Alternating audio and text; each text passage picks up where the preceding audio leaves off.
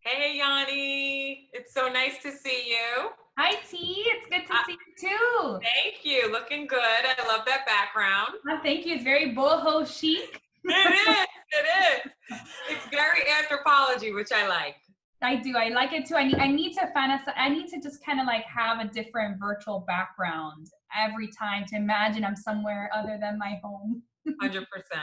Well, as you know, we had this chat about doing something different, doing more digital for NAVO as the new president. And with the pandemic, it seems like just pulling more people in, engaging them, and doing it through video seems to be the best way to do that. So sharing personal stories and journeys and struggles is what we decided to do. And we decided to call it hashtag share your shit. I So love it. I'm really happy that you're the first one to break it open. Me too. So Well, thank you, all of you who are listening after we record this, our first edition. I hope it's not our last edition of Share Your Shit. it won't be. It won't be. So for those of us that don't know you, just tell us a little bit about yourself and your business. Sure. So hi everyone. My name is Yanyn San Luis. I go by Yany, and my business is called The Win Woman. And what I do is that I provide sales and negotiation consulting for middle market businesses who are looking to either basically gain more traction in their sales process, redefine really a sales process, and eliminate any sales team turnover is what I do. I love that. And you obviously are very passionate about it. Absolutely. Very, very Yes. passionate about it. I have to tell you that for me, it actually was rooted in something completely different out of a bigger idea of what I had in mind. Instead of, nobody goes into business saying that they want to be a consultant. I don't think that that's what you do, especially on a service side. For me, it was rooted in the passion of wanting more women actually to not leave so much money on the table. That's basically how my passion for sales and negotiation came to be. And then I realized that a lot of the sales teams, whether it was retail or even technology, were recruiting younger level sales professionals that weren't receiving the training that they needed. And so that's when I stepped up and wanting to do that. And having worked in sales and nonprofit fundraising for my entire career, I realized those gaps needed fixing. So that's how it all started. I love that. So in the spirit of passion and obsession, do you feel like that's a big part of being an entrepreneur is being obsessed with your idea so it manifests and it does work? I truly believe in that. I really do. I think you have to wake up in the morning. It's not only wake up in the morning and wanting to do this, it sounds so cliche. It's more so, what is that driving force within you that makes you want to fix it? For me, at its root, like I remember doing an exercise when I was starting my business, and it was like defining your why, like Simon Sinek, and I'll probably, it's been over 10 years since that first video was released, but it's kind of like drilling down on the real why. And for me, it goes back to, it goes back to women, frankly. It goes back to us leaving, from the majority, a lot of money on the table. And for me, it was also a matter of how do we make a difference of seeing more female professionals leading their businesses, leading corporations, leading government. That is a very rooted cause for me. And how I saw the difference being made is, what if I can up level skills for people in negotiation, where it's sometimes taxing for women to negotiate, right? It's like somebody I read somewhere that once said that women associated negotiation like a trip to the dentist. And I was like, So ugh, true. So it's true. awful. That's an awful Horrible. feeling. I hate going to the dentist. While as men associate negotiation like a game, right? Like we're playing something, Like we're out chess to or win. something, right? Right, exactly. And so to me, my passion, my obsession is, how do we get more butts and seats at the table? How do we achieve gender parity? That is my deep, deep rooted why of why I do what I do. So usually I tend to work with organizations and business owners that are looking to increase diversity in their own organizations, and maybe right now don't look very diverse, but they want to. And it's like, how do you create a plan for them to recruit in diverse talent and diversify that? So yeah, so that's my passion, my why. I think you need to be obsessed with it, because if not, like how I feel about it is that it's going to be half-assed, and I don't want to do a half-assed business, right? I want to be able to be full ass in. I know that You want your whole ass in it. I get it. but I get it. I don't do things halfway. Make sure that you're all in and invested in what you're doing.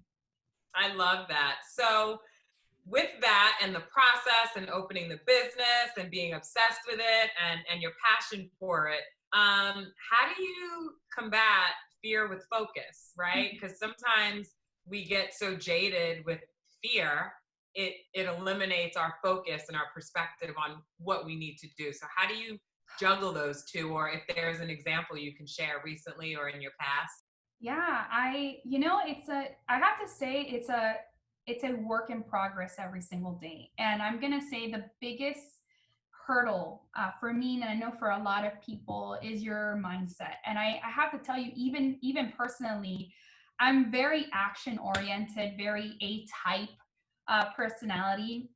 And when I used to go into workshops or things about, and it's like handling your mindset, I had these big eye rolls about it. I was like, like, I don't want to talk about my mindset. I don't want to talk about my feelings or why I feel a certain way. I just want to do it. I just want to get to doing and executing.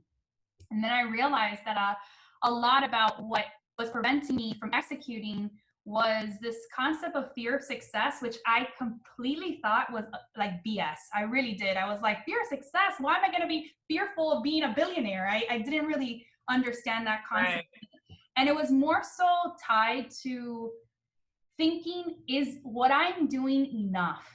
Am I enough? Is what I'm producing enough? And then it started manifesting itself into playing real small.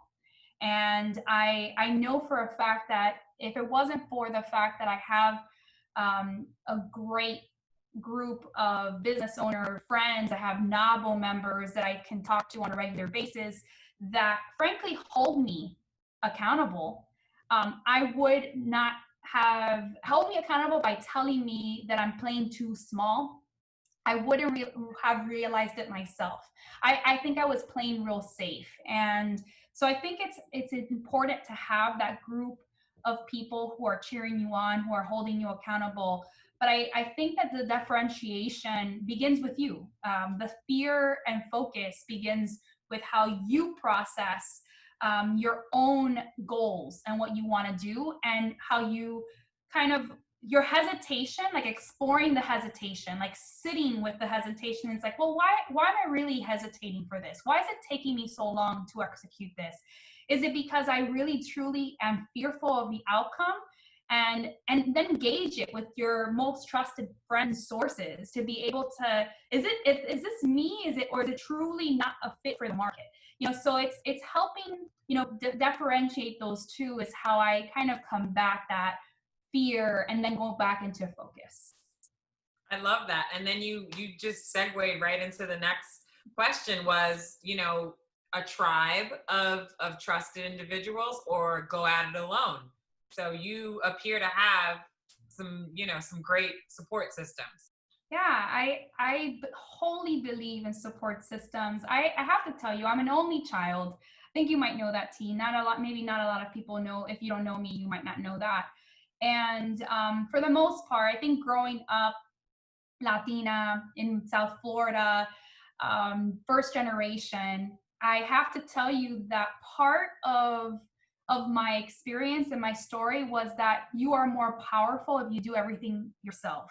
Right. And I could not disagree with that more. And it took me a long time to unlearn that trait, because what I realized is that as fast of a person I wanted to go, and I'm go, it's going to take me so much longer if I did it by myself. So how can I just do everything by myself? And so it wasn't until I got into groups like NABU that I was really realizing I can lean on my sisterhood. I can lean on my people to be able to hold me accountable. I know that we've gone together and done health accountability groups to business accountability groups. We were able to really provide the support needed and ask for that help instead of just relying on it weighing on you.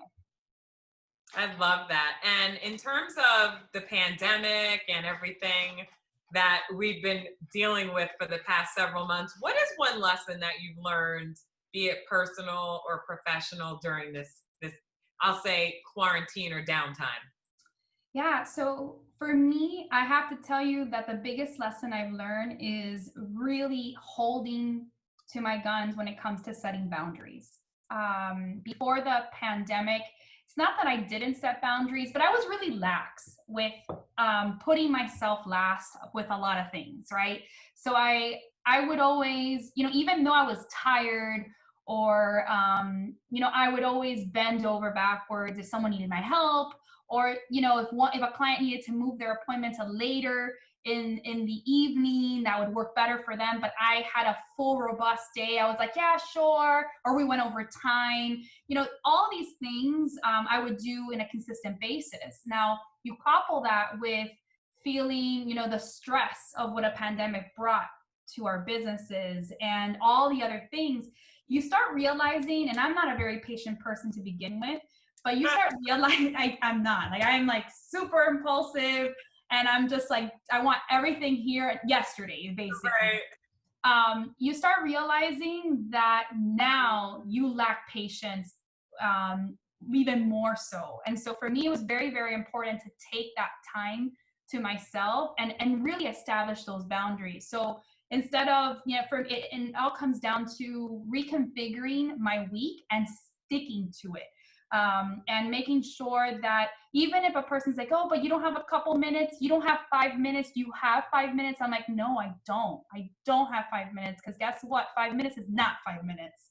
I love that you said that, because sometimes you're like, yeah, I got 5, and then you're like, it is not 5. So that's good that you stick to that. Do you feel bad though sometimes for sticking to that?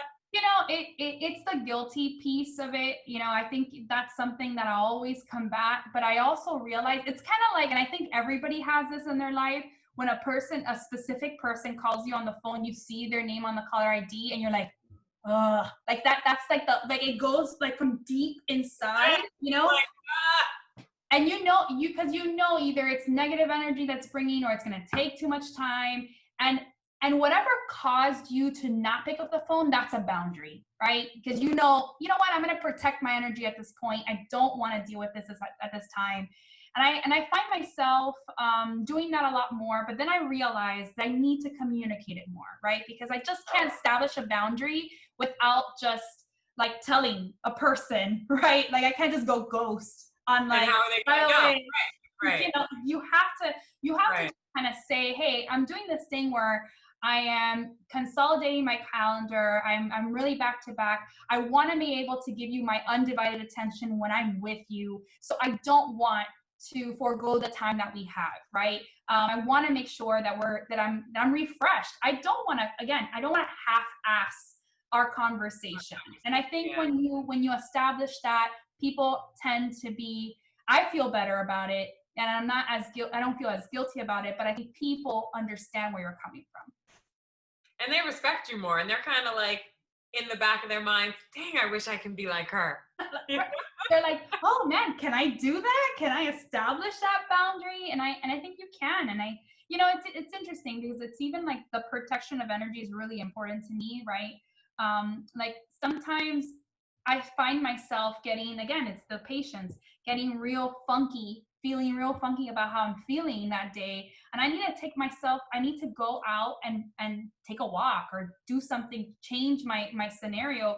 I mean, to the point that I've literally conditioned my husband to tell me, go meditate. You need like a minute. You need to kind of fix your energy.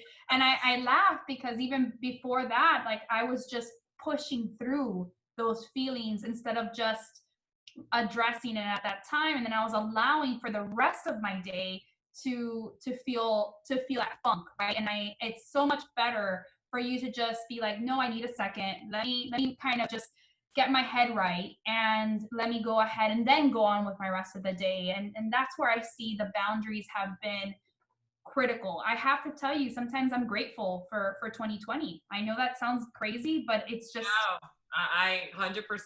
And it to some it sounds crazy, yeah, but it forced us all to slow down and take stock in the things that we typically don't. So yeah, amazing. it was great. I think it was one of those things where it forced you to slow down, pause, and for a second think, you know what? I don't want to go back to what I was like before this happened, to a person that was passing out. I mean, I still kind of pass out around 9 o'clock, but to a person that was passing out, not planning accordingly, feeling real frustrated, not establishing those boundaries. I don't want to go back to that normal. I want the new reality of what has occurred, which has given me a lot more perspective. I love that. And you've given us a lot of perspective. So I appreciate you. You know, I'm a big fan. And I am excited about this first edition of Share Your Shit. I love it. Well, ladies who are tuning in, thank you for tuning into this. Really excited to feature some of our other members, and T, as always, being our interviewer, journalist inside of Navo. Thank you for asking the most pressing questions at the time. Of course. Thank you, everyone, for tuning in, and click the link below if you'd like to be interviewed. Take care. Bye.